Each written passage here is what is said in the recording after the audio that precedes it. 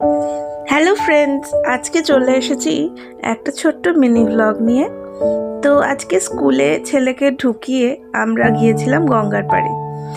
তো গঙ্গার পাড়ে দেখো এই রকম গঙ্গার পাড়টা একটুখানি তোমাদেরকে ঘুরে ঘুরে দেখাচ্ছি। তো গঙ্গার পাড়ে এলে আমার সবসময় মনটা ঠান্ডা হয়ে যায়, সবসময় আমার একটা খুব খুশি খুশি ভাব লাগে।